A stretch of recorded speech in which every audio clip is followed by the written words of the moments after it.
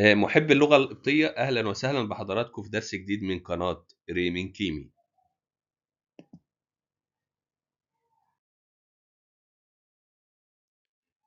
درس النهاردة عن زمن شيق جدا اسمه زمن الحاضر الثالث. احنا خدنا قبل كده الحاضر الأول اللي هو ما فيهوش علامة زمن والكلام ده كله. طيب زمن الحاضر الثالث ده ممكن نسميه كذا اسم، ممكن نسميه زمن الحاضر اللامحدود، زمن الحاضر الدال على الحال، أو ممكن نقول زمن الحاضر المستمر. طبعا من الثلاثة كده يبقى ليه كذا استخدام. ايه هي استخدامات الزمن ده؟ بنستخدمه في ايه؟ أول استخدام للدلالة على الحال في جميع الأزمنة، يعني بنعبر عن الحال في جميع الأزمنة سواء حاضر أو ماضي أو مستقبل، فيما يعادل الحال في اللغة العربية. يعني مثلا ناخد على سبيل المثال أتيت ماشيا. لاحظوا أن الأولى في زمن الماضي التام، الثانية في زمن الحاضر الثالث. يبقى أنا أتيت ماشيا، كلمة ماشيا دي حال، بس هنا في اللغة القبطية بنسميها زمن الحاضر الثالث. ده أول استخدام. الاستخدام الثاني لما بنقول مثلا للتعبير عن حدث يستمر حدوثه في الحاضر. يعني ايه الكلام ده كله؟ يعني مثلا لما بقول بينما أو فيما، بينما أنا سائرا رأيت أخي. ممكن أقول إيه؟ فيما أنا أذهب إلى المدرسة أنا أكل طعامي، وأنا رايح المدرسة أنا باكل طعامي. ممكن يعني هنا بقى بستخدم الزمن الزمن في أكتر من زمن. يعني ممكن أقول في الحاضر أو في الماضي أو في المستقبل فيما بعد. ده تاني استخدام. تالت استخدام وصف الأسماء النكرة باستخدام الصفات المشتقة. يعني إيه الكلام ده كله؟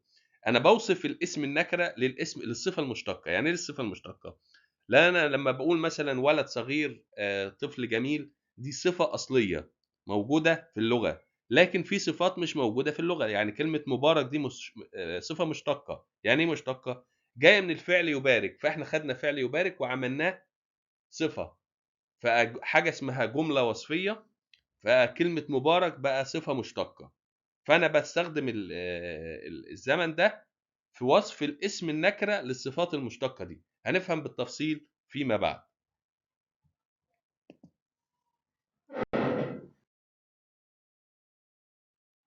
طيب أول حاجة باخدها لما باخد زمن، إن أنا بصرف الزمن ده مع كل الضمائر، وبيبقى استخدامه إزاي؟ مع الاسم الظاهر زي ما اتعودنا في الأزمنة اللي فاتت. طيب في الضمير مثلا أنا عندي الضمير أنك، أنا بقول A، بصرف A. يعني أنا كلمة A دي وبعد كده أحط الفعل. يبقى مثلا A موشي، طبعا موشي يعني يمشي، A موشي يبقى أنا ماشيا. مع انثك أنت بتبقى إيك موشي أنت ماشيا. انثو اللي هي أنت للمؤنث تبقى إيري موشي أنت ماشية أو سائرة. أنون نحن تبقى إن موشي نحن سائرين. تصريفه مع الضمير انثف تبقى إف موشي هو ماشيا. انثوس تبقى إس موشي هي سائرة. انثوتين تبقى إيريتين موشي أنتم سائرين. إيف هم تبقى إيف موشي هم سائرون. ده بالنسبة للتصريف شكله مع الضمائر. طب لو جاء اسم ظاهر، يعني مثلا لما أقول أختي جالسة على الكرسي، يبقى أقول إيري، بحط كلمة إيري اللي هي بتاعت إنسو، برضو بحط كلمة إيري قبل الاسم الظاهر اللي هي تصوني أختي. مالها اس همسي هيجين بيتوتس، هيجين على وبيتوتس الكرسي. اس همسي دي اللي هي زمن الحاضر الثالث، اللي هي جالسة، هي أختي جالسة، حالها جالسة.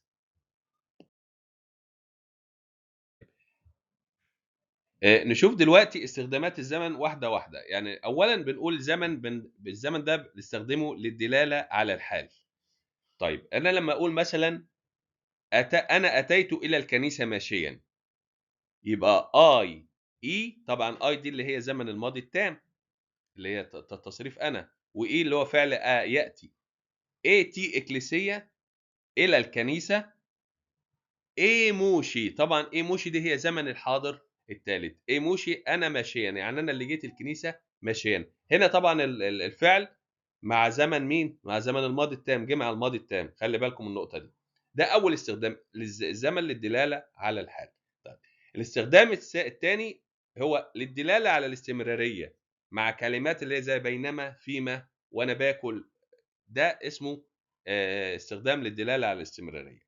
طيب ناخد مثال: اي او اوم امبا اخري باسون اسخاي امبيف اوش.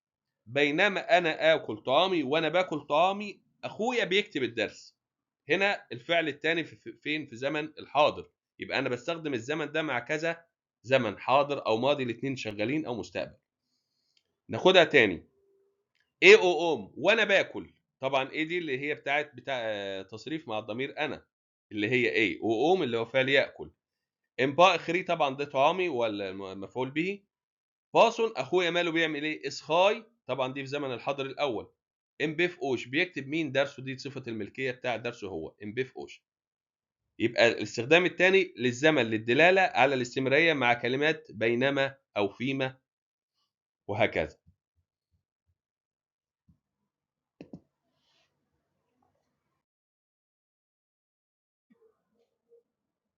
ثالث استخدام للحاضر الثالث انا بستخدمه لوصف الاسماء النكره للصفات المشتقه. وعشان اوصف الاسم النكره للصفه المشتقه بنغير الاداه حسب التذكير او التانيث او الجمع. يعني كاني بستخدم الزمن ده للوصف. طب لوصف مين؟ الاسماء النكره بس. طب الاسماء النكره بس للصفات المشتقه برضو، يعني مش اي صفه. يعني ايه صفه مشتقه؟ لما اقول مثلا كلمه مبارك، كلمه مبارك هنا صفه مشتقه من الفعل يبارك، دي مش صفه اصليه. وده بنسميه في الصوره الفعليه الصوره الوصفيه للفعل. لما مثلا بقول يعني لما كلمه يعمل دي يبقى معمول، يشرب مشروب، دي اسمها حاجه صوره وصفيه هندرسها فيما بعد في صور الفعل.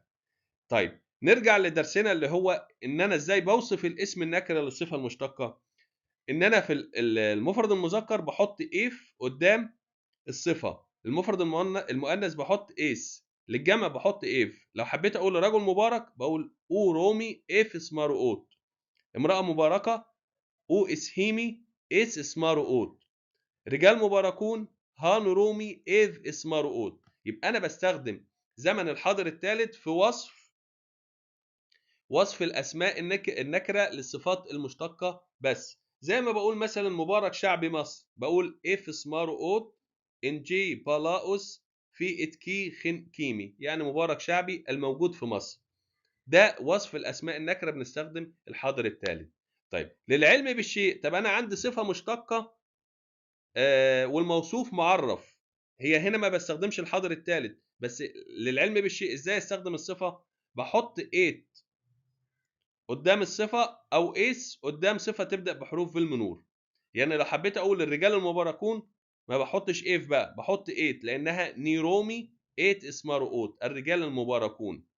البخور الدائم بي استوي نوفي اثمين البخور الدائم، وكلمه دائم صفه مشتقه من الفعل يدوم مون. طيب المرأة المباركة اتس هيمي اتس مارو اوت. هنا برضو ات استخدمتها مع المفرد المذكر ومع الجمع ومع المؤنث، بس الكلمة اللي بتبدأ بحروف بالمنور بستخدم ايس بدل ات. طيب بالنسبة للصفات المشتقة في الموصوف المعرف احنا ما بنستخدمهاش في الحاضر الثالث، احنا بنستخدم الحاضر الثالث لوصف الاسم النكرة في الصفات المشتقة.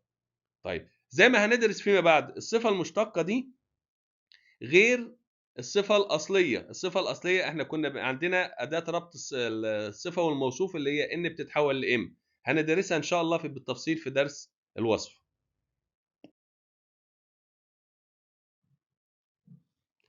آخر حاجة بندرسها في الزمن هو نفي الحاضر الثالث. طبعا هو نفي الحاضر الثالث احنا مش بنستخدم النفي في الزمن ده كتير، ولكن لو استخدمناه بنستخدم كلمة آن زي ما كنا بنستخدم في الحاضر الأول والمستقبل الأول. على سبيل المثال هنا لما بقول هو قبطي غير عارف باللغة القبطية، هو راجل قبطي بس هو مش عارف، غير عارف باللغة القبطية. بقول انثوف هو او ريمين كيمي مصري، طبعا دي نكرة. ماله؟ طبعا شايفين هنا او ريمين كيمي اف مي غير عارفا، اف مي ان، هي دي اف مي يعني عارف، حطيت لها ان بقت غير عارف. غير عارف ايه؟ ات قصبي اللغه ان ريمين كيمي المصريه او القبطيه. يبقى النفي بتاعه بحط ان زيه زي الحاضر الاول والمستقبل الأول، ولكن نفيه مش كتير.